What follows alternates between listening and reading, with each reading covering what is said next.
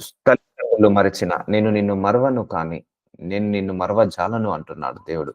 So, మన దేవుడిని గుర్తుపెట్టుకోండి. ఒక తల్లిలాగా అనుకో, ఒక తండ్రిలాగా అనుకో, ఒక స్నేహితుడిలాగా అనుకో, ఒక బంధువులాగా అనుకో, ఒక బలగంలాగా అనుకో, ఒక రక్షకుడిలాగా అనుకో, ఒక కాపరిలాగా అనుకో. మన దేవుణ్ణి మనము ఒక స్నేహితుడిలాగా అనుకో. ఎందుకంటే ఈ స్నేహితుడిని ఇచ్చింది మన జీవితంలో స్నేహితుడిని పెట్టింది ఎవరు? దేవుడే. ఆ స్నేహితునికి ఒక గుణం ఉంటది. ఆ గుణం ఎవరిది? దేవుల్లో ఉన్న స్నేహితుడనే గుణాన్ని స్నేహితుడికి ఇచ్చి మనకు స్నేహితుడు పెట్టాడు. మనకు తల్లిదండ్రులను ఇచ్చింది ఎవరు? దేవుడే. ఆ తల్లిలో ఉన్న గుణము, తండ్రిలో ఉన్న గుణము, దేవుడిలో ఉన్న గుణమే తల్లి, తండ్రిలో ఉన్న గుణాన్ని మన తల్లికి, మన తండ్రికి ఇచ్చి మనకు తల్లిదండ్రులుగా పెట్టాడు. ఆ సహోదరుడి గుణము మన జీవితంలో సహోదరుని పెట్టింది ఎవరు? దేవుడే. ఆ సహోదరులో ఉన్న గుణము, ఆ సహోదరునిలో ఉన్న గుణము దేవుడిదే అది. ఆ దేవుడులో ఉన్న గుణాన్ని ఆ సహోదరుడికి ఇచ్చాడు దేవుడు. స్నేహితుడి రూపంలో ఇచ్చాడు. సో, మన దేవుడు ఎవరు? రక్షకుడు. అందుకే నీ చుట్టూ పోలీస్ స్టేషన్స్, రక్షక భటులను సృష్టించి, అలాగే ఆర్మీని సృష్టించి మనందరినీ కాపలా కాస్తున్నాడు రక్షకుల్లాగా. సో, మన దేవుడెవరు? కాపరి. అందుకే ఒక దైవజనుడు తయారు చేసి, ఆ కాపరికి దేవుడి యొక్క లక్షణాలను, ఆ కాపరి యొక్క లక్షణాలను ఆ దైవజనుడికి ఇచ్చేసి కాపలా కాస్తున్నాడు. చూసారా అండి? ఒక కాపరి, ఒక రక్షకుడు, ఒక తండ్రి, ఒక తల్లి, ఒక స్నేహితుడు, ఒక గురువు, ఒక ఒక బంధువు, ఒక బలగము, ఇవన్నీ మన చుట్టూ ఉన్న రిలేషన్స్ ఇవన్నీ కూడా. ఇవన్నీ ఇచ్చింది ఎవరు? దేవుడే. ఈ వీళ్ళందరికి ఒక్కొక్క గుణము పెట్టింది ఎవరు? దేవుడే. ఆయన లోపల ఉన్న గుణము, కాపరి గుణము ఆయన గుణము. ఆయన గుణంలో ఉన్న గుణాన్ని ఒక కాపరిని తయారు చేసేసి సంఘ కాపరికి ఇచ్చి పెడుతున్నాడు. రక్షకుడు, పోలీసు కాపలా కాస్తున్నారు. లేకపోతే ఆర్మీ కాపలా కాస్తున్నారు వాళ్ళు మన కోసము. సో, కాపరి ఎవరు? ఆయన రక్షకుడు ఎవరు? మన దేవుడు. ఆ రక్షకుడి యొక్క గుణాన్ని వీళ్ళ మనుషుల లోపల పెట్టేసి మనల్ని రక్షిస్తున్నాడు. చూసారా అండి? ఒక తల్లి గుణము ఆయనే ఇచ్చిందే. ఒక తండ్రికి ఒక గుణం ఆయనే ఇచ్చిందే. సహోదరుడికి గుణము ఆయనే ఇచ్చిందే. ఒక స్నేహితుడికి అనే గుణం ఆయనకిచ్చిందే. గురువు ఏం చేస్తాడు? నేర్పిస్తుంటా అంటాడు అన్ని కూడా మనం తప్పిపోకుండా. మన దేవుడు కూడా మనకు గురువు అండి. అందుకే ఆ గురువుని తయారు చేసి మనకు ఆ గురువు యొక్క లక్షణాలు పెట్టేసి మన జీవితంలో పెట్టాడు. సో, ఇంతమంది ఉన్నారు మన చుట్టూ. గురువులు ఉన్నారు, స్నేహితులు ఉన్నారు, బంధువులు ఉన్నారు, తల్లి ఉన్నారు, తండ్రి ఉన్నాడు, బలగం ఉంది, రక్షకులు ఉన్నారు, కాపర్లు ఉన్నారు. సో, వీళ్ళందరికీ ఆ గుణాలను ఇచ్చింది మన దేవుడే. వీళ్ళందరి లోపల గుణాలను ఎవరి దగ్గర ఉంది? దేవుడి లోపల ఉన్న గుణాలనే వీళ్ళందరికీ ఇచ్చేశాడు. సో, వీళ్ళందరూ మర్చిపోయినా కూడా నేను నిన్ను మరవనంటాడు దేవుడు. అర్థమవుతుందా? ఇంతమంది మర్చిపోయినా, నీ గురువులు మర్చిపోయినా, నీ స్నేహితులు మర్చిపోయినా, నీ బంధువులు మర్చిపోయినా, విడిచిపోయినా కూడా, ఆఖరికి వరస్ట్ కేసులో నీ తల్లిదండ్రులు మర్చిపోయినా, నీ తల్లిదండ్రులు విడిచిపోయినా, నేను మాత్రం నిన్ను మరవను అంటాడు. అర్థమవుతుందా అండి? వీళ్ళందరికీ ఆ గుణం ఇచ్చిందే దేవుడు. ఆ గుణము దేవుడిలో ఉన్న గుణమే ఇవన్నీ కూడా. సో, ఆయన స్వభావాలు ఇవన్నీ ఆయన లక్షణాలు. సో, అందుకే నీ దేవుడిని నువ్వు తండ్రిలాగా అనుకో, నీ దేవుడిని నువ్వు తల్లిలాగా అనుకో, నీ దేవుడిని నువ్వు స్నేహితుడిలాగా అనుకో, సహోదరులాగా అనుకో, గురువులాగా అనుకో, కాపరిలాగా అనుకో. అండ్ నీ దేవుడిని నువ్వు అన్ని రకాలుగా అనుకో. సో, ఒక వైద్యుడిని పెట్టింది ఎవరు? దేవుడే. ఆ వైద్యుడికి ఉన్న లక్షణాలు ఎవరి? దేవుడు. యేసయ్య పరమ వైద్యుడు అంటారు. ఆ వైద్యుడికి ఆ శిక్షణ ఇచ్చింది ఎవరు? దేవుడే. ఇచ్చేసి నీకు లైఫ్‌లో పెట్టాడు. సో, అర్థమవుతుందా అండి? ఇవన్నీ దేవుడే సృష్టించాడు. దేవుడే మనందరి చుట్టూ ఇంతమందిని పెట్టేశాడు. ఇంతమంది నిన్ను వదిలేసినా, ఇంతమంది నిన్ను మర్చిపోయినా, నేను మాత్రం నిన్ను వదలను అంటున్నాడు దేవుడు. ఎప్పటికీ మరవజాలను అంటున్నాడు. నీ తల్లి నిన్ను మరిచినా, నీ తండ్రి నిన్ను విడిచినా, కానీ నేను నిన్ను మరవజాలను అంటున్నాడు. చూసారా అండి? ఇంత గొప్ప దేవుడు మనకున్నాడు. సో, అందుకే నీ దేవుడిని అన్ని రకాలుగా కొలువు నువ్వు. అన్ని రకాలుగా చూసుకో. ఒక వైద్యుల్లాగా చూసుకో, ఒక స్నేహితుల్లాగా చూసుకో, ఒక దేవుడిలాగా చూసుకో, ఒక తల్లిలాగా చూసుకో, ఒక తండ్రిలాగా చూసుకో, ఒక సహోదరులాగా చూసుకో, ఒక బంధువులాగా చూసుకో, ఒక బలగంలాగా చూసుకో, ఒక రక్షకుల్లాగా చూసుకో, ఒక కాపరిలాగా చూసుకో. చూసారా? ఇన్ని రకాల రోల్స్ మన జీవితంలో దేవుడు ప్లే చేస్తున్నాడు. మన దేవుడు ప్లే చేస్తున్నాడు. సో, చూద్దాం. కీర్తన గ్రంథము 139 అధ్యాయం 13వ వచనము. నా అంతరంద్రియములను నీవే కలగజేసితివి. చూసారా? నా అంతరంద్రియములను అంటే మన శరీర అవయవాలను నీవే కలగచేసితివి. నా తల్లి గర్భమందు నన్ను నిర్మించిన వాడవు నీవే. చూసారా? తల్లి గర్భంలో నిర్మించింది ఆయనే. సో, ఆయన్నే ఆ తల్లి గర్భంలో వేశాడు. ఆ తల్లైనా మర్చిపోతది కానీ ఆయనే మాత్రం మర్చిపోడు. సో, ఎందుకంటే ఆ గర్భంలో వేసింది ఎవరు? దేవుడే. ఆ నారు పోసిన వాడెవరు? దేవుడే. నీరు పోయాల్సింది కూడా దేవుడే. సో అందుకే నా తల్లి గర్భమందు నన్ను నిర్మించిన వాడవు నీవే. ఆయనే మనందరినీ కూడా నిర్మించుకున్నాడు. సో నీవు నన్ను కలగజేసిన విధము చూడగా భయము ఆశ్చర్యము నాకు పుట్టుచున్నవి. అందును బట్టి నీకు కృతజ్ఞతాస్తుతులు చెల్లించుచున్నాను. నీ కార్యములు ఆశ్చర్య కార్యములు, ఆ సంగతి నాకు బాగుగా తెలిసి ఉన్నవి. సో మన దేవుడు కలగచేసిన విధానము అంత అల్టిమేట్ అండి. నేను చెప్పాను ఒక సందర్భంలో, మనం తల్లి గర్భంలో ఒక ఆవగింజలాగా మొదలవుతుంది మన పుట్టుక, మన జననం. సో ఆవగింజ నుంచి కడుపులో ఒక ఈ 9 నెలలు ఆ చీకటి గర్భంలో మనం ఉంటాము. ఆ చీకటి గర్భంలో 9 నెలలు మనం ఉంటాము. అందులో నీళ్ళల్లో ఉంటాము. మరి బయటకు వచ్చిన తర్వాత అదే శిశువుని నీళ్ళల్లో వేస్తే బ్రతకలేడు. చూసారా? ఆశ్చర్యం అది. నేను చాలా గమనించాను. నేను స్కానింగ్ రిపోర్ట్స్ వాటి వీటి చూసినప్పుడు ఆ గర్భంలో నీళ్ళలో ఇట్లా మెదులుతుంటా అంటాడు ఆ బాబు. ఆ గర్భంలో ఆ శిశువులో ఆ మురికి నీళ్ళల్లో ఉంటా అంటాడు. సో ఆ మొత్తము అందులోనే నివసిస్తుంటా అంటాడు ఆ 9 నెలలు. కానీ బయటకు వచ్చిన తర్వాత నీళ్ళలో వేయండి, బాబు బ్రతకలేడు. మరి అదే గర్భంలో ఉన్నప్పుడు ఆ ఉమ్మ నీరులో బ్రతుకుతున్నాడు. అదే బయటకు వచ్చాక నీళ్ళల్లో బ్రతకలేడు. సో ఇదంతా మిర్రాకిల్ ఇదంతా కూడా. మన శరీర అవయవాలు చూడండి, బ్రెయిన్ ఎక్కడో ఆలోచిస్తది. ఎప్పుడెప్పుడు సంగతులు గుర్తు పెట్టుకుంటది. మన కళ్ళు కొన్ని వేల కలర్లను గుర్తిస్తది. కొన్ని 5 కిలోమీటర్ల దూరాన్ని కూడా ఐడెంటిఫై చేయగలుగుతది మన కళ్ళు. చేతులు చూడండి, ఇలా పైకంటే పైకి, కిందికంటే కిందికి పట్టుకుంటాం. ఇప్పుడు గిచ్చితే నొప్పొస్తది. స్పర్శ, ఈ చర్మానికి స్పర్శ పెట్టాడు. బ్రెయిన్, హార్ట్, లివర్, కిడ్నీ, ఎముకలు, వాటి ఫంక్షనాలిటీ చూడండి. అవి డైజెషన్ సిస్టమ్ ని ఎలా చేస్తుంది, అండ్ ప్యూరిఫికేషన్, వాటర్, తాగిన వాటర్ ని ప్యూరిఫై చేసి ఎలా బయటికి పంపిస్తుంది. ఇదంతా ఆశ్చర్యము. ఇదంతా ఏ సైన్స్ సృష్టించలేదు. సైన్స్ కనిపెట్టిండు. ఇగో దేవుడి సృష్టించాడని కనిపెట్టాడు. అంతేకాని ఇవన్నీ సైన్స్ సృష్టించలేదు. సో చూసారా, ఇంత గొప్ప ఆశ్చర్య కార్యాలు చేశాడు. సో ఇలాగా నిన్ను తయారు చేసుకున్న దేవుడు ఎందుకు మర్చిపోతాడు? ఎలా మర్చిపోతాడు? మర్చిపోడండి. ఆయన గుణము, మర్చిపోయే గుణం ఆయన లోపల లేదు. అన్యాయం చేసే గుణం ఆయన లోపల లేదు. అక్రమం చేసే గుణం ఆయన లోపల లేదు. మోసం చేసే గుణం ఆయన లోపల లేదు. నిన్ను విడిచే గుణం ఆయన లోపల లేదు. ఆయన వల్ల కాదు, నా వల్ల కాదు అంటున్నాడు దేవుడు. నిన్ను మర్చిపోవడం నా వల్ల కాదు అంటున్నాడు. ఎందుకంటే నా తల్లి గర్భంలో నన్ను నిర్మించిన వాడవు నీవే. ఆ తల్లి గర్భంలో నిర్మించింది ఆయనే, ఒక పర్పస్ కోసం నిర్మించాడు. సో ఆ తల్లికి ఆ గుణాన్ని ఇచ్చింది ఆయనే. ఇగో నా బిడ్డను నీ గర్భంలో వేస్తున్నా, పెంచి పోషించమని ఆ గుణాన్ని ఇచ్చాడు. కానీ ఆ గుణాన్ని మర్చిపోయినా కూడా దేవుడు నేను మర్చిపోను అంటున్నాడు.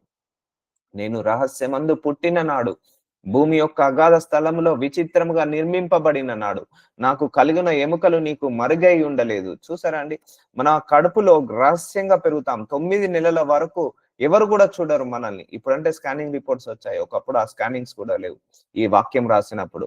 సో ఆ రహస్యమందు పుట్టిన నాడు, భూమి యొక్క అగాధ స్థలములలో విచిత్రంగా నిర్మింపబడిన నాడు, నా కలిగిన ఎముకలు నీకు మరుగై ఉండలేదు. చూసారా, మనకు ఎన్ని ఎముకలు ఉన్నాయో ఆయనకు తెలుసు.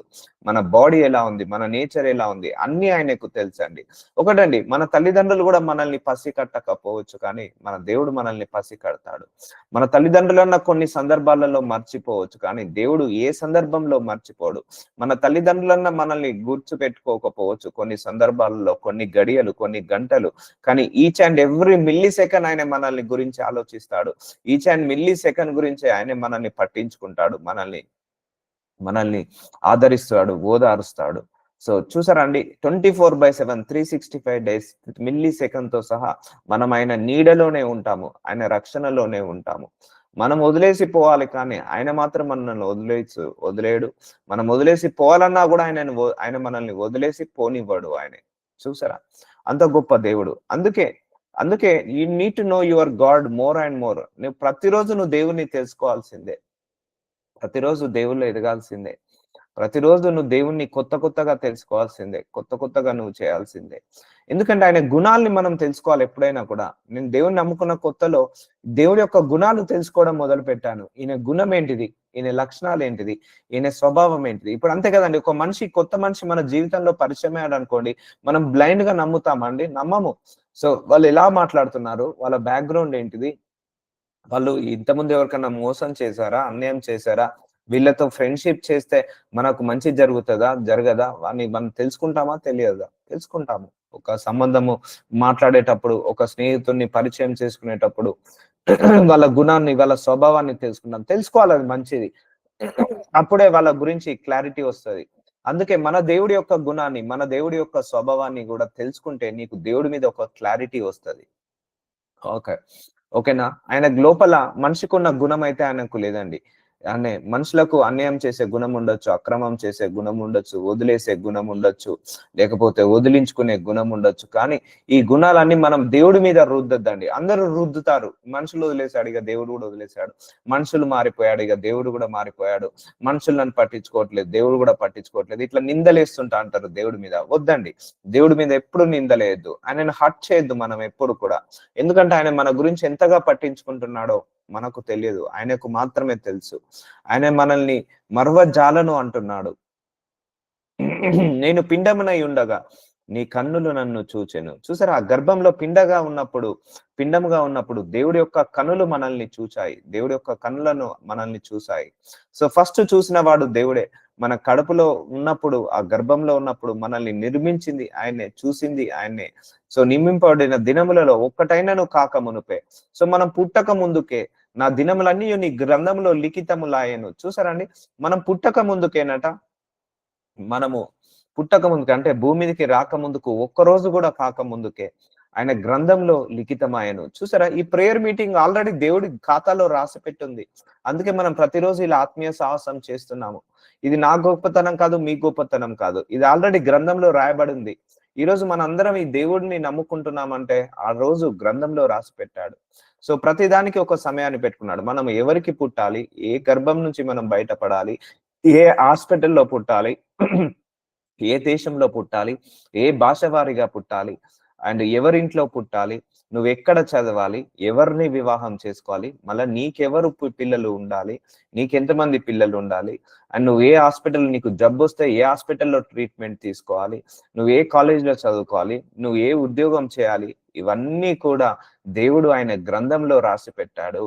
సో ఈరోజు మేము వాక్యాన్ని చదువుకుంటున్నాం, మెడిటేట్ చేసుకుంటున్నాం, ఈ ప్రార్థనలు ఏకీభవిస్తున్నాం అంటే ఆల్రెడీ ఆ గ్రంథంలో రాయబడి ఉంది కాబట్టే ఈరోజు మనందరము కూడా ఇలా ఆత్మీయ సహవాసాన్ని చేయగలుగుతున్నాం. ఈరోజు ఈ వాక్యాన్ని మనం వినగలుగుతున్నాము. అదెప్పుడు మన భూమి లోపల పుట్టక ముందు నుంచే దేవుడు ఇవన్నీ రాసి పెట్టాడట మన జీవితం గురించి. అందుకే రిగ్రెట్ కాకు. అయ్యో నేను ఇండియాలో పుట్టానే, అమెరికాలో పుట్టుంటే బాగుండేమో, అయ్యో నేను వీళ్ళ కడుపులో పుట్టానేమో, అయ్యో ఆ అంబానీ ఇంట్లో పుడితే బాగుండేమో, లేకపోతే ఆ ధనవంతుల ఇంట్లలో, ఆ రాజకీయ నాయకుల ఇంట్లలో పుడితే బాగుండేమో అని అనుకోవద్దు ఎప్పుడు కూడా. అయ్యో నేను ఇదే చదువు చదివాను, అయ్యో నాకు ఈ భర్త దొరికాడు, అయ్యో నాకు ఈ భార్య దొరికింది, అయ్యో నాకు ఈ పిల్లలు వచ్చారు. సో ఎప్పుడు అట్లా రిగ్రెట్ కావద్దు మనము. ఆయన గ్రంథంలో రాసినది రాసినట్టుగానే జరుగుతుంది. నువ్వెక్కడ పుట్టాలి, ఎక్కడ పెరగాలి, ఎక్కడ చదువుకోవాలి, ఎక్కడ ఉద్యోగం చేయాలి, ఏ దేశంలో నివసించాలి, ఏ రోజు మరణించాలో కూడా దేవుడికి తెలుసండి. మనం ఏ రోజు మరణిస్తామో దేవుడికి తెలుసు. మన 10 ఇయర్స్ తర్వాత ఏం జరుగుతుందో మనకు తెలియదు, దేవుడికి తెలుసు. అది ఎప్పుడు మనం పుట్టక ముందు నుంచే మన గురించి ఆయన మొత్తం రాసిపెట్టాడు. ఆయన రాసిపెట్టిన ప్రకారమే ఇది నడుస్తుంది. అందుకే ఈరోజు ఈ దేవుణ్ణి నువ్వు నమ్ముకున్నావు, నేను నమ్ముకున్నాం అంటే ఆయన గ్రంథంలో రాసి పెట్టాడు కాబట్టే నమ్ముకుంటున్నాము. అర్థమవుతుందా? దేవా నీ తలంపులు నాకెంతో ప్రియమైనది, వాటి మెత్తమెంత గొప్పది. అందుకే అండి ఇప్పుడు ఈ భూలోకానికి పంపించింది ఎవరు? దేవుడే. ఆయన మనందరి పట్ల ఒక ఉద్దేశము కలిగి ఉన్నాడు. అందుకే నీ జీవితంలో నువ్వు ఏ ప్రణాళిక కలిగి ఉన్నావో, ఏ ఉద్దేశము కలిగి ఉన్నావో అంతకంటే 100 రెట్లు గొప్ప ప్రణాళిక ఆయనది, గొప్ప ఉద్దేశం ఆయనది. అర్థమవుతుందా అండి? మన పిల్లల పట్ల మనం ఎలాంటి ప్రణాళిక కలిగి ఉన్నామో మనం మంచి ప్రణాళికని కలిగి ఉంటాము మన పిల్లల పట్ల. అలాగే మన దేవుడు కూడా మన పట్ల మంచి తలంపులు కలిగి ఉంటాడు. గుర్తుపెట్టుకోండి. ఆయన అన్యాయం చేయడు, మోసం చేయడు, నిన్ను కష్టపెట్టడు, నిన్ను అక్రమం చేయడు. సో ఆయన తలంపులు ఎంతో ప్రియమైనవి. మనందరి పట్ల ఆయన ఒక మంచి తలంపు కలిగి ఉంటాడండి. మనందరి పట్ల ఒక మంచి ఉద్దేశము కలిగి ఉంటాడు. ఇప్పుడు మనం బాగుపడుతుంటా అంటే చాలా మంది మనసు నొచ్చుకుంటది, చాలా మంది ఇబ్బందిగా ఫీల్ అవుతారు, చాలా మందికి బాధేస్తది. కానీ మనం బాగుపడితే మొట్టమొదట సంతోషించేది ఇది యేసయ్యనే. ఆయన్నే ఇష్టపడతాడు ఫస్ట్ గా. మనం బాగుపడడం ఆయనకి ఇష్టము. మనము మనము గొప్పగా ఉన్నత పొజిషన్ లో ఉండడం ఆయనకి ఇష్టము. సో నీ తలంపులు నాకెంతో ప్రియమైనవి, వాటి మెత్తం అంత గొప్పది. సో కాబట్టి నేను ఒక ప్రేయర్ చెప్పాను మీకు నిన్న. ఏంటిది? నా తలంపులు కాదు నాయన, నీ తలంపులతో నన్ను నింపు. నా ప్రణాళిక కాదు నాయన, నీ ప్రణాళికతో నన్ను నింపు. నా చిత్తము కాదు నాయన, నీ చిత్తముతో నన్ను నింపు. నా ఉద్దేశాలు కాదు ప్రభువా, నీ ఉద్దేశాలతో నన్ను నింపు. నీ చిత్తమే నా జీవితంలో నెరవేరాలి, నీ ప్రణాళికనే నా జీవితంలో నెరవేరాలి, నీ ఉద్దేశాలే నా జీవితంలో నెరవేరాలి, నీ ఆలోచనలే నా జీవితంలో నెరవేరాలి. ఎందుకు నెరవేరాలి? అవి మంచివి కాబట్టి, అవి నమ్మదగినవి కాబట్టి, అవి నిన్ను బాగు చేసేదే కానీ అన్యాయం చేసేదైతే కాదు. అవి నిన్ను గొప్ప స్థాయికి తీసుకెళ్లేదే మాత్రమే కానీ అక్రమం చేసేది మాత్రం కానే కాదు. ఎందుకంటే మన పట్ల మనం ఏ ప్రణాళిక కలిగి ఉంటామో అంతకంటే 100 రెట్ల బెస్ట్ ప్రణాళిక దేవుడు కలిగి ఉంటాడు. అందుకే ఆ ప్రణాళికను నువ్వు నమ్ము, ఆయన ఉద్దేశాలను నమ్ము, ఆయన తలంపులను, ఆయన ఆలోచనలను నమ్ము, ఆయన యొక్క ప్రణాళికను నువ్వు నమ్ము. అప్పుడు నువ్వు గొప్పగా దేవుడు ఆయన ప్రణాళిక ప్రకారం నడిపించుకెళ్తాడు. ఇప్పుడు చూడండి, దావీదుకి ప్రణాళిక ఏంటిది? ఆయన గొర్రెలు కాచుకోవాలి, అదే ఆయన జీవితంలో ఉన్న ప్రణాళిక. కానీ దేవుడికి ఉన్న ప్రణాళికలు ఏంటిది? ఒక రాజును చేయాలన్న ప్రణాళిక. ఇప్పుడు చూడండి, గొర్రెలు కాచుకోవడం, ఒక 10-20 గొర్రెలను తీసుకొని కాచుకోవడము గొప్పదా, లేకపోతే ఒక దేశానికి రాజు కావడం గొప్పదా? దేశానికి రాజు కావడమే గొప్ప ప్రణాళిక. చూసారా? ఇప్పుడు దావీదుకి ఉన్న ప్రణాళిక అదే ఊరిలో గొప్ప గొర్రెలను కాచుకోవడం, మేకలను కాచుకోవడం, అది ఆయనకున్న ప్రణాళిక. ఆయన తల్లిదండ్రులకు కూడా ఆయనకున్న ప్రణాళిక అదే. ఎందుకు? మన అన్నదమ్ములందరికంటే దావీదుకే ఈ గొర్రెలను అప్పచెప్తాడు వాళ్ళ తండ్రి. ఎందుకంటే ఈ గొర్రెలను కాచే ప్రణాళిక వాళ్ళ తండ్రికి ఉంది. దావీదు కూడా గొర్రెలను కాయాలన్న ప్రణాళిక ఉంది. కానీ దేవుడికి ఏ ప్రణాళిక ఉంది? రాజుని చేయాలని, చక్రవర్తిని చేయాలని, దేశాలను ఉద్ధరించాలని ఆ ప్రణాళిక దావీదుకు మీద దేవుడికి ఉంది. సో ఇప్పుడు అర్థమవుతుందా అండి? సో ఈ గొర్రెలు కాచే ప్రణాళిక నుంచి రాజయ్యే ప్రణాళిక ఏది గొప్పది? ఎంత ఫరక్ ఉంది చూడండి. అసలు డిస్టెన్స్ ఉందా అండి? దానికి దీనికి పోలిక ఉందా, పొంత ఉందా? అందుకే నీ తలంపులు నాకెంతో ప్రియమైనది, వాటి మెత్తమెంత గొప్పది. చూసారండి, ఇది కూడా దావీదే రాశాడు. ఒకప్పుడు దావీదు గొర్రెలు కాచుకునేటాడు, కానీ దేవుడు రాజులుగా చేశాడు. మేబీ రేపు మిమ్మల్ని కూడా రాజులుగా చేయొచ్చు, మనందరినీ కూడా మంత్రులుగా చేయొచ్చు, మనందరినీ కూడా గొప్ప లీడర్ లాగా చేయొచ్చు. నువ్వు ఒక జాబ్ గురించి అడుగుతున్నావు, కానీ దేవుడు నీకు కంపెనీ ఇవ్వాలనుకుంటున్నాడు. నువ్వు ఒక డాక్టర్ కావాలనుకుంటున్నావు, కానీ దేవుడు నీకు హాస్పిటలే కట్టియాలనుకుంటాడు. సో మనందరం కూడా ఒక చిన్న జాబ్ చేయాలనుకుంటారు, కానీ మనందరం కూడా గొప్ప గొప్ప పొజిషన్ లో ఉండాలని, ఒక రాజకీయ నాయకుడి పొజిషన్ లో, ఒక నాయకుడి పొజిషన్ లో ఉండాలని దేవుడు కోరుకుంటాడు. కానీ మనము దేవుడికి సబ్మిట్ చేయట్లేదు. ఎంతసేపు మనం ఒక గీత గీసుకొని ఉంటాము, అదే గీతలో నివసిస్తాము. గుర్తు పెట్టుకోండి, గాడ్ కి చాలా గొప్ప ప్రణాళిక. ఇప్పుడు నాకు కూడా నా లైఫ్ లో చాలా అంబిషన్స్ ఉండే, చాలా గోల్స్ ఉండే. సో నేను ఎప్పుడైతే దేవుడికి అప్పచెప్పానో, సో ఈ రోజు మీ ముందు ఇలా కూర్చోబెట్టాడు దేవుడు. సో ఇప్పుడు అన్నిటికంటే భూలోకంలో దేవుడి సేవ చాలా గొప్పది. సో ఆ రాజుల కంటే, ఆ మంత్రుల కంటే దేవుడి సేవ గొప్పది. ఇప్పుడు కూర్చోబెట్టాడా లేదా గొప్ప పొజిషన్ లో? ఎస్, ఇట్స్ ఎ ధన్యత అది. So most high end job in the world, man of God. So గొప్ప job, man of God job, చాలా గొప్ప జాబ్. దాంట్లో కూర్చోబెట్టాడు. సో అర్థమవుతుందా అండి? లేకపోతే నాకు చిన్న జాబ్ చేసుకోవాలి, చిన్న బిజినెస్ చేసుకోవాలి, ఒక ఒక నేను నా కుటుంబానికి ఆశీర్వాదకరంగా ఉండాలి. కానీ ఇప్పుడు ఏం చేశాడు దేవుడు? నాకు మాత్రమే కాదు, ఇప్పుడు 10 మందికి ఆశీర్వాదకరంగా మార్చాడు. సో అందుకే ట్రస్ట్ గాడ్ టైమింగ్. నువ్వు దేవుడిని నమ్ముకున్నావంటే, ఆయన ప్రణాళికను, ఆయన సమయాన్ని నమ్మావంటే ఏమవుతుందంటే, నిన్ను ఆశీర్వదించబడం కాదు, నిన్ను లక్షల మందికి ఆశీర్వాదకరంగా మారుస్తాడు. వేల మందికి, లక్షల మందికి ఆశీర్వాదకరంగా మారుస్తాడు. అర్థమవుతుందా? నువ్వు చిన్న జాబ్ అడుగుతున్నావు, దేవుడి ప్రణాళిక నువ్వు నమ్ము, నీకు పెద్ద కంపెనీకి ఓనర్ గా చేస్తాడు. నీ కిందనే ఒక 1000 మంది జాబ్ చేస్తారు. అలా ఉంటుంది అన్నట్టు. వాటి లెక్కించేదని అనుకుంటున్నా, అవి ఇసుక కంటే లెక్కకు ఎక్కువై ఉన్నవి. చూసారా? ఇసుక రేణువుల కంటే ఎక్కువగా ఆయన మన పట్ల తలంపులు, ఇష్టాలు, ప్రేమలు, మన పట్ల ఆలోచనలు కలిగి ఉన్నాడట. నేను మోయల్కొంటున్నా, ఇంకా నీ యొద్దనే ఉందును. చూసారా? నువ్వు వదిలేసి వెళ్ళాలనుకుంటావు దేవుణ్ణి, ఆయన వదలడు, నిన్ను వదలడు. చెప్తున్నా కదా, అసలు మనల్ని వదలడండి. మనం ఎన్నిసార్లు చెయ్యి వదిలేసుకొని పోయినా కూడా అస్సలు వదలడు. మన దేవుడు ఒక్కసారి చెయ్యి పట్టుకున్నాడు అంటే నిన్ను, అసలు ఎన్ని కష్టాలు వచ్చినా, అరణ్య మార్గాలు వచ్చినా, ఎడారి మార్గాలు వచ్చినా, ఇసుక మార్గాలు వచ్చినా, కంకర మార్గాలు వచ్చినా, ఎలాంటి ముళ్ళ దారులు వచ్చినా కూడా మన దేవుడు అస్సలకే మన చెయ్యి విడవడు, మన చెయ్యి వదలడు. ఇంకా మన దగ్గరనే ఉంచుకుంటాడు. ఆయన దగ్గరనే ఉంచుకుంటాడు. చూసారా అండి? ఆయనకు నీ పట్ల నమ్మండి. ఆయనకు నీ పట్ల ఒక ప్రణాళిక ఉంది. ఆ ప్రణాళికను నమ్మండి. అడగండి, నా పట్ల నువ్వు ఏ ప్రణాళిక కలిగి ఉన్నావయ్యా? పర్లేదు 50 సంవత్సరాలు అయిపోయిందా? 60 సంవత్సరాలు అయిపోయిందా? 70 సంవత్సరాలు అయిపోయిందా? మోషే 80 సంవత్సరాలకు వాడబడ్డాడండి మోషే. 120 సంవత్సరాల దాకా వాడబడ్డాడు. అబ్రహాం 100 సంవత్సరాలకు ఆశీర్వదించడం మొదలుపెట్టాడండి. సో, సో అలా ఉంటుంది దేవుడి యొక్క ప్రణాళిక. ఇప్పుడు నోవాహు వృద్ధాప్యంలో రక్షించబడ్డాడు. సో చెప్పుకుంటూ పోతే ఎన్నో ఉన్నాయి ఎగ్జాంపుల్స్. సో నువ్వు అడుగు, అయ్యా నా పట్ల నువ్వు ఏ ప్రణాళిక కలిగి ఉన్నావు? ఈ రోజైనా అడుగు. నీ ప్రణాళికనే నా జీవితంలో నెరవేర్చాయా? నువ్వు నమ్ముతున్నావా లేదా? నిజంగా చెప్పండి, మీలో ఎంతమంది దేవుణ్ణి బ్లైండ్ గా నమ్ముతున్నారు? దేవుడు నన్ను ఏ ప్రణాళిక గుండా తీసుకెళ్లినా నాకు ఓకే అని ఎంతమంది నమ్ముతున్నారు? ఎందుకంటే ఆ ప్రణాళిక గొప్పదే అని మాత్రం నమ్మండి, చిన్నది మాత్రం కాదు. నీ దేవుడు మన పట్ల ఉన్న ప్రణాళిక అల్టిమేట్ గా ఉంటదండి. అల్టిమేట్ గా సాలిడ్ గా ఉంటది, ఆసమ్ గా ఉంటది. అంతేకాని మన లెక్క చిల్లరగా, అంత చిల్లరగా అలా చీప్ గా ఉండదండి ఆయన ప్రణాళిక. ఆయన ఎవరు ఒకసారి గుర్తు చేసుకో, ఆయన రాజు యొక్క మైండ్ సెట్ ఎలా ఉంటుంది? ఆయన యొక్క దేవుడి యొక్క మైండ్ సెట్ ఎలా ఉంటుంది? ఆయన యొక్క అద్భుత కరుడు, ఒక సూపర్ న్యాచురల్ పవర్, ఆయన మైండ్ సెట్ ఎలా ఉంటుంది? నీ మైండ్ సెట్ తగ్గట్టుగా దేవుడి యొక్క మైండ్ సెట్ లాగా ఉంచకు. ఇప్పుడు మన తల్లిదండ్రులు కూడా చిన్నప్పటి నుంచి ఒకటే రుద్దుతంటారు, నువ్వు చదవాలి, కష్టపడాలి, చదవాలి, ఏదో కంపెనీలో ఎవడో ఒకటి కింద జాబ్ చేయాలి, ఒక జాబ్ చేయాలి. ఇదే ఈ ప్రణాళికనే అందరిది కూడా.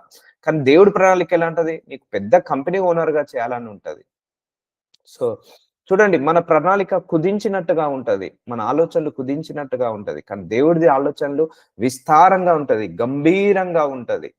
సో దిగమంతుల వరకు నిన్ను ఆశీర్వదించాలని కోరుకుంటాడు. కానీ మనమేమో వద్దు, నేను నా కుటుంబం సరిపోతది 3 పూటల భోజనం. So it's up to you everybody. So అందుకే దేవుని నువ్వు అడిగినప్పుడు దేవుడు మెల్లగా ఆయన ప్రణాళిక ప్రకారం నిన్ను తీసుకెళ్తాడు. మరొకటి గుర్తుపెట్టుకోండి, దేవుడు ఈ భూలోకానికి మనందరినీ తీసుకొచ్చింది మన ప్రణాళిక మనము నెరవేర్చడానికి కాదు, ఆయన ప్రణాళిక మనము నెరవేర్చడానికి మనల్ని భూలోకానికి తీసుకొచ్చాడు. ఇప్పుడు మనకే పిల్లలు పుట్టారండి, ఇప్పుడు మనం చదివిస్తాము, నువ్వు చదవాల్సిందే, నువ్వు తినాల్సిందే, నువ్వు ఉద్యోగం చేయాల్సిందే. మన ప్రణాళిక ప్రకారం మన పిల్లల్ని ఎలాగైతే నడిపిస్తామో ఆయన ప్రణాళిక ప్రకారము ఆయన పిల్లల్ని ఆయన నడిపించుకుంటాడు. కానీ మనం ఇవేమే యాక్సెస్ ఇవ్వట్లేదే. దేవుడు బలవంతం చేయడండి ఎప్పుడు కూడా. మనందరం తోలు బొమ్మల్లాగా క్రియేట్ చేయలేదు, ఒక రోబోట్ లాగా క్రియేట్ చేయలేదు. మనకు ఒక సెల్ఫ్ డిసిషన్ మేకింగ్ స్కిల్స్ ని ఇచ్చాడు దేవుడు మనందరికీ కూడా. సో మనందరికి కూడా ఆ సొంతంగా ఆలోచించే శక్తిని ఇచ్చాడు. నీ అభిప్రాయాలను ఆయన ఇష్టపడతాడు. సో నాకు వద్దు ప్రభు, నేను ఇలాగే ఉంటానంటే ఉండు అంటాడు. లేదు నువ్వు నా ప్రణాళికలో ఒక్కడికి వస్తావా, నేను నిన్ను నా ప్రణాళిక ప్రకారం ఆశీర్వదిస్తాను అంటే అలాగే ఉంటాడు. సో ఆయన ఎప్పుడు కూడా మనల్ని ఫోర్స్ చేయడు, ప్రెషర్ చేయడు మనందరినీ కూడా. అందుకే చెప్పాను నేను చాలా సందర్భంలో, నీ ఆలోచనల బట్టి కూడా దేవుడు నిన్ను ఆశీర్వదిస్తాడు. నీ ఆలోచనలు కూడా ఉన్నతంగా ఉండాలి, ఉత్తమంగా ఉండాలి. సో చిన్నప్పటి నుంచి కూడా మనం అందరం చూసాము, నువ్వు ఇంతవరకే చదవాలి, నువ్వు ఈ ఉద్యోగమే చేయాలి. మన పేరెంట్స్ కూడా మనల్ని రెస్ట్రిక్షన్ చేసి ఉండొచ్చు, కానీ దేవుడు ఎప్పుడు కూడా రెస్ట్రిక్షన్ చేయడండి. Unlimited God. సో అందుకే నీ పట్ల ఒక ప్రణాళిక కలిగి ఉన్నాడు. నిజంగా మీరు ఎంతమంది హృదయపూర్వకంగా దేవుని నమ్ముతున్నారు? నిజంగా హృదయపూర్వకంగా. కొంతమందికి భయము, అమ్మో నేను ఈయనకు ప్రణాళిక అప్పచెప్పాను, మేబీ నన్ను కష్టాల గుండా తీసుకెళ్తాడేమో, నన్ను ఎడారి మార్గంలో గుండా తీసుకెళ్తాడేమో, భయం అవుతుంది చాలా మందికి. అలా భయపడాల్సిన అవసరం లేదు. అష్ట కష్టాలు వచ్చినా నిన్ను ఒక సింహాసనం మీదనే కూర్చోబెడతాడు, కానీ ఆ బురదలో మాత్రం కూర్చోబెట్టాడు. సో నువ్వు నమ్మావు, నువ్వు బ్లైండ్ గా నమ్మిన ప్రతిసారి మనుషులు మోసం చేయొచ్చు, కానీ నువ్వు బ్లైండ్ గా దేవుని నమ్మిన ప్రతిసారి మాత్రం ఆయన నిన్ను మోసమే చేయడు. దావీదు బ్లైండ్ గా నమ్మాడు, మోషే, యోబు, ఏలియా, ఎలీషా వీళ్ళందరూ కూడా బ్లైండ్ గా నమ్మాడు. అబ్రహాము, యాకోబు, ఇస్సాకు దేవుణ్ణి గుడ్డిగా నమ్మేశారు వాళ్ళు.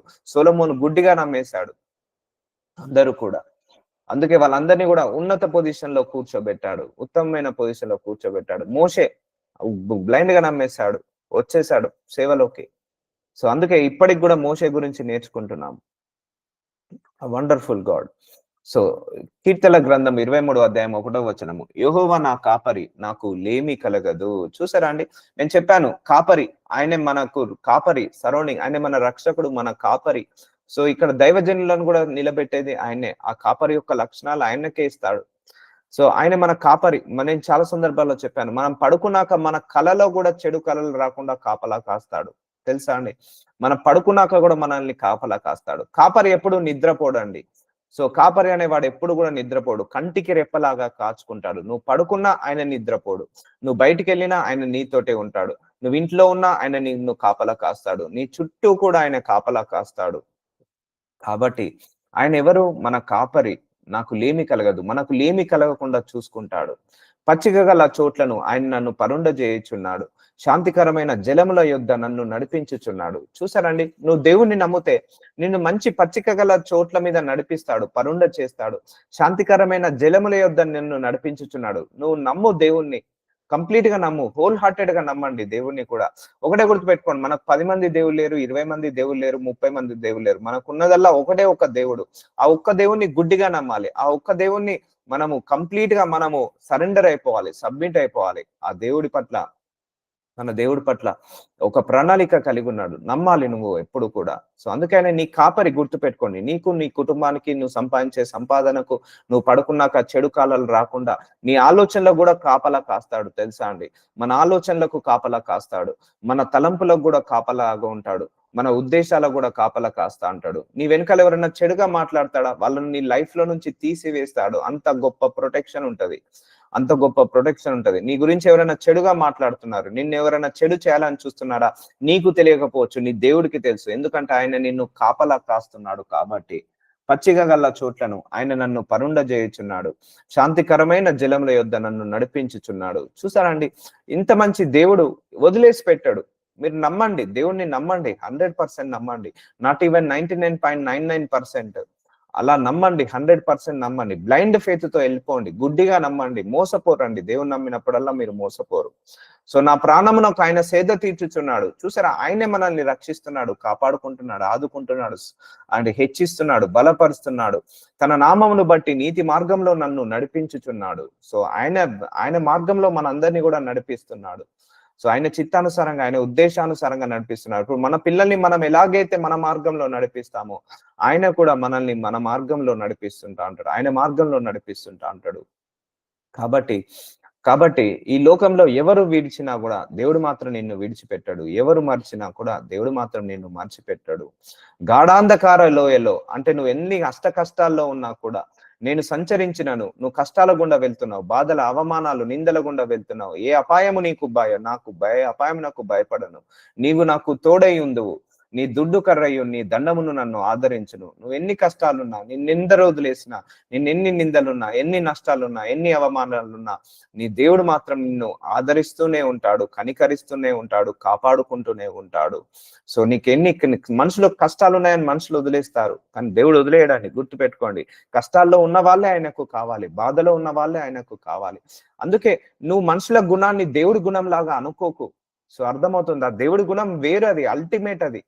దేవుడి గుణము అల్టిమేట్ అండి. అది మనుషులకు ఉండే గుణము కాదు. సో ఆయన గుణము సూపర్ న్యాచురల్ గుణము, గొప్ప గుణము ఆయనది. నా శత్రువుల ఎదుట నీవు నాకు భోజనము సిద్ధపరచుదువు. చూసారా? నీ వెనకాల నీకు ఎంతమంది శత్రువులు ఉన్నారో నీకు తెలియదు. కానీ దేవుడికి తెలుసు. కొంతమంది నీ జీవితంలో కట్ చేస్తాడు దేవుడు.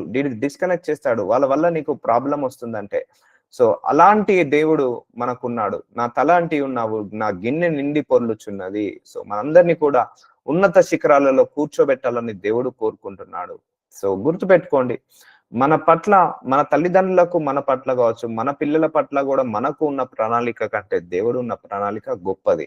అదొక్కటి మాత్రం మీరు గ్రహించండి, గుర్తించండి. ఎందుకంటే మన దేవుడి దగ్గరికి రావడానికి చాలా మందికి ఆ గుడ్డితనం అడ్డొస్తుంది. ఆ ఒక పొర అడ్డొస్తుంది. కళ్ళకు కమ్ముకున్న పొర, మనసుకు కమ్ముకున్న పొర, మన ఆలోచనలకు కమ్ముకున్న పొర మనల్ని దేవుణ్ణి చూడనీయకుండా చేస్తుంది. దేవుడి దగ్గర ప్రత్యక్షత రాకుండా చేస్తుంది. ఆ పొరను తొలగించుకోవాలి. ఆ పొరను తొలగించుకోవాలి. అందుకే నేను ఒకటే చెప్తున్నా మీ అందరికీ, దేవుడితోటి కనెక్ట్ అయి ఉండండి. దేవుడితో రిలేషన్ పెంచుకోండి. దేవుడితో సత్సంబంధాన్ని పెంచుకోండి. దేవుడితో మీరు ఎక్కువసేపు గడపండి. ప్రార్థించుకోండి, బైబిల్ చదువుకోండి, ఆరాధించండి, స్తుతించండి, మెడిటేట్ చేయండి. ఇదే మీ అందరికీ రక్షణ. ఎప్పటికైనా కాపాడేది ఇదే. సో నువ్వు ఎంతగా దేవుడితో కనెక్ట్ అయి ఉంటావో అంతగా నీ జీవితంలో అద్భుతాలు జరుగుతాయి. ఎంతగా నువ్వు దేవుణ్ణి తెలుసుకుంటావో అంతగా దేవుడి యొక్క ఉద్దేశాలు నీ పట్ల నెరవేరుతాయి. సో నువ్వు దేవుడికి దూరంగా ఉన్నంత ప్రకారము దేవుడి ప్రణాళికను మనం నెరవేర్చలేమండి. సో దేవుడు నాకు ఒకటే చెప్పాడు, నువ్వు మనుషులతో గడిపిన ప్రతిసారి కూడా నువ్వు నా ప్రణాళికకు దూరం అవుతావని చెప్పాడు దేవుడు. అందుకే నేను ఎక్కువ దేవుడితోటే గడుపుతాను, ఎవరితోటి ఎక్కువగా గడపను. ఎందుకు అంటే దేవుడు చెప్పాడు, నువ్వు దేవుడి చిత్తాన్ని నెరవేర్చాలంటే మనుషులతో గడపద్దు, దేవుడితో గడపాలి అని చెప్పాడు. సో అది నాకు ఆశీర్వాదకరంగా మారింది. నిజంగా చెప్పాలంటే చాలా నేర్చుకున్నాను, చాలా అభివృద్ధి పొందాను. దేవుడు చాలా నేర్పించాడు. ఒక గురువులాగా నాకు దగ్గరుండి నాకెవరు పాస్టర్ లేరండి. నేను నమ్ముకున్నప్పటి నుంచి ఇప్పటి వరకు ఒక్క దైవజనుడు లేడు నాకు. ఇలా మిమ్మల్ని ఇలా 1 బై 1 స్టెప్ బై స్టెప్ నడిపిస్తున్నా, నన్ను ఎవ్వరు నడిపించలేదు. యేసయ్యనే నాకు గురువు, యేసయ్యనే నాకు పాస్టర్, ఆయనే నా ఎవాంజలిస్ట్, ఆయనే నా మ్యాన్ ఆఫ్ గాడ్, ఆయనే నాకు గాడ్, ఆయనే నాకు పాస్టర్, ఆయనే నాకు ఎవాంజలిస్ట్, ఆయనే నా ప్రొఫెట్, ఆయనే నా అపోస్తులు, ఆయనే నాకు పాస్టర్. నాకు పాస్టర్ ఎవరైనా ఉన్నారంటే యేసయ్య, హోలీ స్పిరిట్ గాడ్. వాళ్ళే నేర్పించారు నాకు. చీకటి గదిలో కూర్చోబెట్టి ఎలా ప్రార్థించాలో నేర్పించారు, వాక్యం ఎలా బోధించాలో నేర్పించారు, వాక్యాన్ని ఎలా తెలుసుకోవాలో చెప్పారు. So is my pastor. Jesus Christ is my pastor. నాకెవ్వరు లేరు ఇప్పటి వరకు కూడా, పాస్టర్ అంటూ ఎవరు లేరు. ఎవ్వరు కూడా ఇట్లా వచ్చి చెప్పలేదు నాకు వాక్యాన్ని కూడా. So God is my pastor. నన్ను ఆయన చేతుల మీద నన్ను చెక్కుకుంటున్నాడు. సో నన్నే కాదు, ఇప్పుడు మీ అందరిని కూడా ఆయన చేతుల మీదనే చెక్కుకుంటున్నాడు. సో చూడండి, గొప్ప ప్రణాళిక ఉంటదండి. దేవుని నమ్మండి. వచ్చాయి అష్ట కష్టాలు, వచ్చాయి బాధలు, వచ్చాయి అవమానాలు, వచ్చాయి నిందలు, వచ్చాయి. బట్ అవన్నీ కూడా ఆశీర్వాదానికి, అవన్నీ కూడా ఒక ప్లాట్ఫామ్, అవన్నీ కూడా ఆ బేస్మెంట్, అవి ఆశీర్వాదానికి అవన్నీ బేస్మెంట్. సో అందుకే ట్రస్ట్ యువర్ గాడ్ బ్లైండ్ గా నమ్మేసేయండి దేవుని మాత్రమే నమ్మండి. అర్థమైందా? మూఢ నమ్మకాలు, మూఢ ఆచారాలు దేన్ని నమ్మకండి. సో నేను బ్రతుకు దినములన్నీ చూసారా, మన తుది శ్వాస వరకు దేవుడి యొక్క కృపాక్షేమములే నా వెంట వచ్చును. చూసారా, ఆయన కృపాక్షేమములే మన వెంట వస్తాయి. మనం వాటి వెంట కాదు, నీ వెంటనే ఆయన కృప, ఆయన క్షేమము, ఆయన కనికరం, ఆయన దయ, ఆయన ఆశీర్వాదము నీ వెంటనే వస్తాయట. చిరకాలము యెహోవా మందిరంలో నేను నివాసము చేసేదను. సో చిరకాలం మనం దేవుడి మందిరంలో నివాసము. చిరకాలము అంటే పరలోకంలో, దేవుడి మందిరంలో. చూసారా అండి, ఇక్కడ భూలోకంలో మన తల్లిదండ్రులు విడిచిపోయినా మళ్ళీ మనం వెళ్ళాల్సింది ఎక్కడికి? పరలోకానికే. అక్కడి నుంచి వచ్చాం, మళ్ళీ అక్కడికే వెళ్ళాము. సో ఇవంతా రెస్పాన్సిబిలిటీస్ ఇచ్చింది ఎవరు? దేవుడే. ఈ బాధ్యతలను ఇచ్చింది ఎవరు? దేవుడే. ఏ బాధ్యత మర్చిపోయినా కూడా, ఏ బాధ్యత కూడా మర్చిపోని దేవుడు మనకున్నాడు. అందుకే ఒక సహోదరులాగా అనుకో. నీ కష్టం వచ్చినప్పుడు, ఒక స్నేహితుడికి ఎలాగైతే నీ కష్టం వచ్చినప్పుడు బాధను ఎలాగా షేర్ చేసుకుంటావో అలాగా చేసుకో. నీకు బాధేస్తుంది, నీకు తల్లి ఓదార్చట్లేదు, నువ్వు ఆయన్నే తల్లి అనుకో, నిన్ను ఓదారుస్తాడు. నీకు కష్టం, నీకు అవసరం వచ్చింది, తండ్రి తీర్చట్లేదు, ఆయన్నే నీ తండ్రి, ఆయనే నువ్వు వేడుకో, ఆయనే నీ అవసరాన్ని తీరుస్తాడు. అర్థమవుతుందా అండి? నీకు జబ్బు వచ్చింది, నువ్వు ఆయన్నే వైద్యుడిగా అనుకో, ఆయన వచ్చి నిన్ను ముట్టి స్వస్థతపరిచి వైద్యాన్ని చేసిపోతాడు. నీ మనసుకు గాయమైంది, ఆయన్నే నీ మనసుని కడతాడు. సో ఒక లవర్ కు ఏంటిది బాధ వస్తే చెప్తే ఆ లవర్ తీరుస్తాడు అంటారు కదా. సో అలాగే ఆయన నువ్వు ఒక ప్రేమికుడు అనుకో, నీ ప్రేమికుడు అనుకో, ఆయన వచ్చి ఆ హృదయాన్ని కట్టిపోతాడు. సో చూసారా, వాట్ ఏ బ్యూటిఫుల్ గాడ్. ఇంత గొప్ప దేవుడు ఉన్నాడు మనకు. తండ్రులారా, మీ పిల్లలకు కోపము రేపక ప్రభు యొక్క శిక్షణలోను బోధలోను వారిని పెంచుడి. చాలా మంది తల్లిదండ్రులు ఇక్కడ మిస్టేక్ చేస్తారు. వాళ్ళు ప్రతి తల్లిదండ్రులు కూడా నాకు నచ్చినట్టుగా నువ్వు పెరగాలి, నాకు నచ్చినట్టుగా నువ్వు పెంచాలి. నో, మనందరం కూడా మన పిల్లల్ని కానీ, మనము కానీ, మన తల్లిదండ్రులు కానీ అందరూ కూడా దేవుడి శిక్షలోకి ఎదగాలి. ప్రభు యొక్క శిక్షలో బోధలో వారిని పెంచుడి. సో అది చాలా మందికి కూడా జెలస్ ఉంటది. తన పిల్లల్ని దేవుడి శిక్షలో పెంచలేరు, వాళ్ళ శిక్షలోనే పెంచాలని ఉంటుంది. అలా ఉండొద్దండి. మనం పిల్లలకు కోపము రేపక తండ్రులారా. సో తండ్రుల గురించి చెప్తున్నాడు దేవుడు. పిల్లలకు కోపము రేపొద్దు ఎప్పుడు కూడా. సో వాళ్ళని ఇరిటేట్ చేయొద్దు. పిల్లలకి వాళ్ళకి ఏది కావాలో మనం అర్థం చేసుకోవాలి. ఎందుకంటే మనకు పిల్లల్ని ఇచ్చింది ఎవరు? దేవుడే. మనము మన పిల్లలకు తల్లిదండ్రులు కాక ముందుకే ఆయనే తండ్రి, ఆయనే తల్లి, ఆయన పిల్లల్ని మనము కాపాడాలని బాధ్యత మనకి ఇచ్చాడు.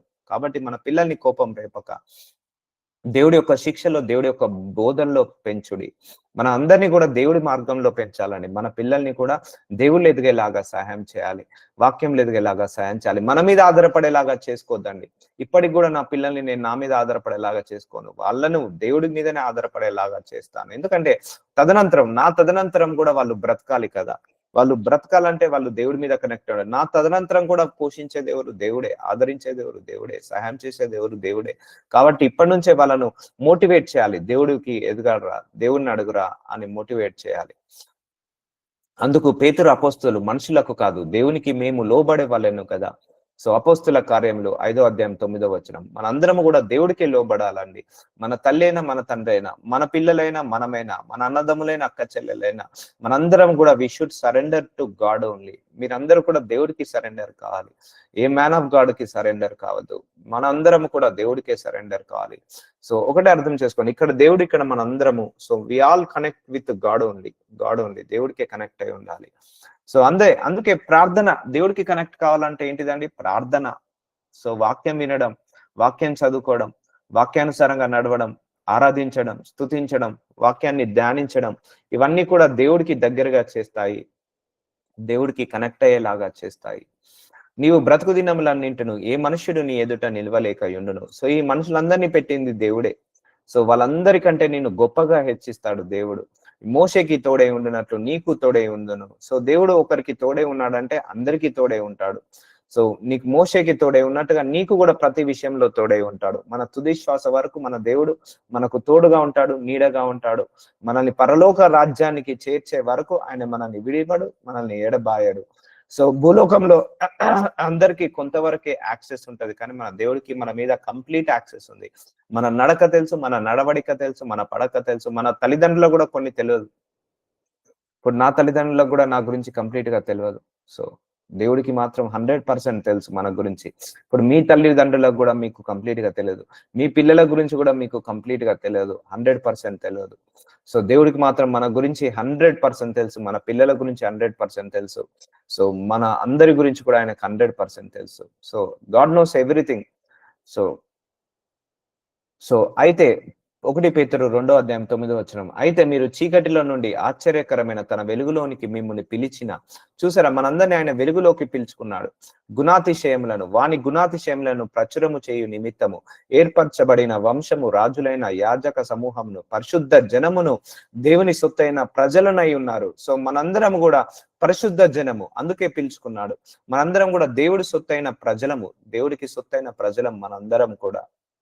సో ఇప్పుడు మనము మన తల్లిదండ్రుల సొత్తు కాదు, మన పిల్లలు కూడా మన సొత్తు కాదు. మన తల్లిదండ్రులైనా, మనమైనా, మన పిల్లలైనా, మన నెక్స్ట్ జనరేషన్ అయినా కూడా మనందరం కూడా దేవుడికి సొత్తైన ప్రజలము. We all are belongs to God only. We all are live for God. మనందరము దేవుడి కోసమే బ్రతకాలి, దేవుడి కోసమే జీవించాలి, దేవుడి కోసమే మనము ఉండాలి, దైవ పరిశుద్ధ జనముగా మనం ఉండాలి. ఒకప్పుడు ప్రజగా ఉండక ఇప్పుడు దేవుని ప్రజ అయితేరి. ఇప్పుడు మనందరినీ కూడా దేవుడు పిలుచుకున్నాడు. మనందరం దేవుడి బిడ్డలము, దేవుడి ప్రజలము. సో దేవుడి పోలి నడుచుకోవాలి మనం. ఒకప్పుడు కనికరింపబడక ఇప్పుడు కనికరింపబడిన వారైతేరి. సో ఇప్పుడు మనందరం కూడా దేవుడి చేత కనికరించబడ్డాము. సో మనందరం కూడా ఇప్పుడు దేవుడి యొక్క ప్రజలమైనాము. ఇప్పుడు మనందరం కూడా దేవుడి యొక్క ప్రజలం, దేవుడి యొక్క బిడ్డలము. ఆయన పోండి నడుచుకుందాం. ఎందుకు నేను చెప్పాను కదా, మన తల్లిదండ్రులు కూడా కొన్ని సందర్భాల్లో రాంగ్ గైడెన్స్ ఇస్తారు. మన పిల్లలకు మనం కూడా రాంగ్ గైడెన్స్ ఇవ్వచ్చు, కానీ మన దేవుడు మాత్రం మనకు ఎప్పుడు కూడా రాంగ్ గైడెన్స్ ఇవ్వడు. సో అందుకే మనందరము దేవుడి ప్రజలుగా నిలబడాలి. అందుకే దేవుడికి కనెక్ట్ కాండి, దేవుడితో గడపండి, దేవుడితో సహవాసం చేయండి. నీవు నీ పూర్ణ హృదయంతో, నీ పూర్ణ ఆత్మతో, నీ పూర్ణ వివేకంతో, నీ పూర్ణ బలంతో నీ దేవుడైన ప్రభువును ప్రేమింపవలని అనేది ప్రధానమైన ఆజ్ఞ. చూసారా, ఫస్ట్ ఆజ్ఞ. ప్రధానం అంటే మొట్టమొదటి, ఆజ్ఞ అంటే ఏంటిది? ఆర్డర్. ఫస్ట్ ఆర్డర్ ఇస్తున్నాడు మన అందరినీ కూడా దేవుడు. నువ్వు ఉన్నారు, నీకు తల్లి ఉన్నారు, తండ్రి ఉన్నారు, బంధువులు ఉన్నారు, స్నేహితులు ఉన్నారు, ఆస్తిపాస్తులు ఉన్నాయి, అన్ని ఉన్నా కూడా నువ్వు ఫస్ట్ ప్రేమించాల్సింది, ఎవరున్నా ఎవరు లేకపోయినా, నీ పూర్ణ హృదయంతో, నీ పూర్ణ ఆత్మతో, నీ పూర్ణ వివేకంతో, నువ్వు పూర్ణ బలముతో నీ దేవుడైన ప్రభువును ప్రేమింపాలి. సో ఈ ఆజ్ఞను ఫుల్ఫిల్ చేస్తే ఇక నువ్వు దేవుని సాటిస్ఫై చేసినట్టే అండి. సో దేవుడు ఇదే కోరుకుంటున్నాడు, మనందరి దగ్గర నుంచి ఇదే కోరుకుంటున్నాడు. ఈ ఆజ్ఞను మనం ఏం చేయాలి? సాటిస్ఫై చేయాలి దేవుని ఎప్పుడు కూడా. ఇది ప్రధానమైన ఆజ్ఞ అంటున్నాడు, మొట్టమొదటి ఇంపార్టెంట్ ఆర్డర్ అంటున్నాడు, ఫస్ట్ ఆర్డర్ అంటున్నాడు దేవుడు. దీన్ని మనం కంపల్సరీగా నెరవేర్చాలి. సో ఈ రోజు నుంచి ఈ విషయంలో మనం ఫుల్ఫిల్ చేయాలి. ఇది సాటిస్ఫై చేస్తే చాలండి దేవుడికి. ఇక చాలు. నువ్వు ఏది ఇచ్చినా ఏది ఇవ్వకపోయినా కూడా నీ పూర్ణ హృదయంతో దేవుణ్ణి ప్రేమించు, నీ పూర్ణ ఆత్మతో నీ దేవుణ్ణి ప్రేమించు, నీ పూర్ణ వివేకంతో దేవుణ్ణి ప్రేమించు, నీ పూర్ణ బలంతో నీ దేవుణ్ణి ప్రేమించు. సో ఈ నువ్వు ప్రేమిస్తే సరిపోతుంది. ఆయనకు ఇంకేమీ కోరుకోవట్లేదు, ఇంకేమీ అవ్వట్లేదు. దాని తర్వాత నీ తల్లిని, నీ తండ్రిని, నీ భార్యను, నీ పిల్లల్ని, నీ ఉద్యోగాన్ని, నీ కారుని, నీ బంగ్లాను ప్రేమిస్తావా ప్రేమించుకో, కానీ ఫస్ట్ మాత్రం నువ్వు ప్రేమించాల్సింది నీ దేవుణ్ణే. సో ఎవడైనా నా యొద్దకు వచ్చి తన తండ్రిని, తల్లిని, భార్యను, పిల్లలను, అన్నదమ్ములను, అక్క చెల్లెలను, తన ప్రాణంను సహా ద్వేషించకుంటే వాడు నా శిష్యుడు కానేరడు. చూసారా అండి, ఫస్ట్ మనము దేవుడి దగ్గర నుంచి వచ్చాము, దేవుడి వల్ల వచ్చాము, దేవుడి కోసం వచ్చాము. ఇక్కడ దేవుడి యొక్క ఉద్దేశం ఏంటంటే మనము మన తల్లికి తండ్రికి ఇంపార్టెన్స్ ఇవ్వాలి, కానీ దానికంటే ముందు దేవుడికి ఇంపార్టెన్స్ ఇవ్వాలి.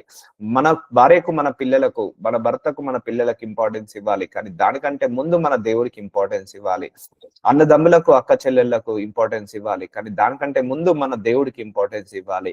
మన అన్న అయినా, మన అక్క చెల్లెళ్ళైనా, మన తల్లైనా, మన తండ్రి అయినా, మన భార్య అయినా, మన పిల్లలైనా, అందరం కూడా ఎవరికి ఇంపార్టెన్స్ ఇవ్వాలి? ఫస్ట్ ప్రియారిటీ దేవుడికి ఇవ్వాలి. నీకు ఫస్ట్ ప్రియారిటీ ఇవ్వాలని కోరుకోద్దు. చాలా మంది తల్లులు చేసే తప్పు, నా పిల్లలు నాకే ఫస్ట్ ప్రియారిటీ ఇవ్వాలని చాలా మంది తల్లులు అంటారు. గుర్తుపెట్టుకోండి, నీ పిల్లలైనా కూడా ఫస్ట్ దేవుడికే ఇంపార్టెన్స్ ఇవ్వాలి. సో నీ భార్య, చాలా మంది భార్యలు అంటారు నాకే ఫస్ట్ ఇంపార్టెన్స్ ఇవ్వాలి. నువ్వు చెప్పాలి, నీ భర్తకు చెప్పాలి, నువ్వు దేవుడికి ఇంపార్టెన్స్ ఇచ్చిన తర్వాతనే నాకు ఇంపార్టెన్స్ ఇవ్వని చెప్పాలి. నువ్వు ఫస్ట్ ప్రార్థన చేసుకున్న తర్వాతనే నా దగ్గరికి రా అని చెప్పాలి. నీ పిల్లలకు కూడా నువ్వు నాకు కాదు, ఫస్ట్ నీ దేవుడితో మాట్లాడు అని చెప్పాలి. నీ అక్క చెల్లెలకైనా, నీ అన్నదమ్ములకైనా, నీ భార్య పిల్లలకైనా, నీ భర్తకైనా, ఆఖరికి నీ తల్లికైనా, నీ తండ్రికైనా కూడా నువ్వు చెప్పాల్సింది నువ్వు ఫస్ట్ దేవుణ్ణి అడుగు అని అంటాను. మా ఇంట్లో ఎవరు నన్ను అడిగినా ఫస్ట్ మీరు దేవుణ్ణి అడగండి అని అంటాను. నా దగ్గరికి రాకండి, మీరు అడగండి, మీరు చేసుకోండి. మిమ్మల్ని మీరు మాట్లాడిన దేవుడు వింటాడు, నేను మాట్లాడిన దేవుడే వింటాడు. నా మీద ఆధారపడకండి, మీరు మీ దేవుడి మీద ఆధారపడండి అని వాళ్ళను అలా నెట్టివేస్తాను. దేవుడి మీద ఆధారపడేలాగా చేస్తాను. అది రక్షణ, అదే సూత్రము అది. కానీ చాలా మంది లోపల జెలస్ ఉంటది, నా పిల్లలు నా మీదనే ఆధారపడాలి. నో, దేవుడి మీద. నా భర్త నాకే ఫస్ట్ కాదు, నో, ఫస్ట్ దేవుడికి ఇంపార్టెన్స్ ఇవ్వాలి. నా భార్య నాకు ఇంపార్టెన్స్ ఇవ్వాలి, నో, ఫస్ట్ దేవుడికి ఇంపార్టెన్స్ ఇవ్వాలి. అర్థమవుతుందా అండి? అందరూ కూడా ఇంట్లో ఏ రిలేషన్ ఉన్నా కూడా అందరూ ఫస్ట్ ఇవ్వాల్సింది దేవుడికే. అది దేవుడికే. ఎవడైనాను తన సిల్వ మోసుకొని నన్ను వెంబడింపనేయడలా నాకు శిష్యుడు కానేరడు. సో మనము దేవుడి కోసం వచ్చాము. దేవుడి యొక్క మాటలు నేర్చుకోవాలి, దేవుడి యొక్క ఉద్దేశాలు నేర్చుకోవాలి, దేవుడి యొక్క తలంపులు నేర్చుకొని ఆయన ప్రకారంగా నడవాలి. సో సో నువ్వు దేవుణ్ణి కనిపెట్టుకొని ఉంటున్నావా? అయితే నువ్వు సిగ్గునుందవు. సో దేవుణ్ణి కనిపెట్టుకున్న వాళ్ళు, దేవుణ్ణి నమ్మిన వాళ్ళు ఎప్పుడు కూడా సిగ్గునొందరండి. కీర్తన గ్రంథం 25వ అధ్యాయం 3వ వచనంలో మనం దేవుణ్ణి కనిపెట్టుకుంటున్నావు. నువ్వు దేవుణ్ణి నమ్ముతున్నావా? నువ్వు మోసపోవు, నువ్వు సిగ్గుపడవు ఎక్కడ కూడా. దేవుని నమ్ముకున్నావని రిగ్రెట్ కావు ఎప్పుడు కూడా. అందుకే చాలా మంది సగం సగం నమ్ముకుంటున్నారు. అదే ప్రాబ్లం ఇక్కడ. సగం అటుంటారు, సగం ఇటుంటారు. సగం బైబిల్ చదువుతారు, సగం బైబిల్ చదవరు. లేకపోతే సగం ప్రార్థన చేస్తారు, నమ్మరు, గుడ్డిగా నమ్మరు దేవుణ్ణి. అదే ప్రాబ్లం అవుతుంది ఇక్కడ, అదే ప్రాబ్లం అవుతుంది. సో ఆయన ప్రేమను గుర్తించండి. ఆయన మరణించాడు. నీ తల్లి మరణించదు, నా తల్లి మరణించదు, మన పిల్లల గురించి మనం కూడా మరణించము, మనందరి గురించి ఆయన మరణించాడు. So you need to know. ఆ పొరను తీసివేయండి, కళ్ళకు కమ్ముకున్న పొరను తీసివేయండి. సిగ్గుపడవు నువ్వు దేవుడి దగ్గరికి వచ్చేస్తే. సో అలాగే విశ్వసించు ప్రతివాడు నశింపక ఆయన ద్వారా నిత్య జీవం పొందినట్లు మనుష్య కుమారుడు ఎత్తబడవలెను. చూసారా, మన కోసం ఆయన మరణించాడు కాబట్టి ఆయన ఎప్పుడు కూడా మనల్ని వదిలేసే దేవుడు కాదు. So will continue tomorrow. So almost done this meaning. నజరుడనేసయ్య, గొప్ప గొప్ప వాక్యాలను ఇచ్చావు. మీ ప్రత్యక్షత, మీ గొప్పతనము, మీ యొక్క ప్రేమ మా అందరికీ కూడా రుచి చూపించినందుకు వందనాలు. ఈ విన్న వాక్యం ఎవరు మర్చిపోవద్దు నాయన. అయ్యా, చాలా మంది కూడా ఇంకా అడ్డుకుంటూ వస్తుంది, ఇంకా నమ్మలేకపోతున్నారు. ఈ వాక్యం అందరూ కూడా నమ్మి ఈ వాక్యానుసారంగా బ్రతికే కృపను బిడ్డలందరికీ దయచేయమని నజరుడనేసు నామంలో ప్రార్థిస్తున్నాను తండ్రి. ఆమేన్. ఆమేన్. Praise lord.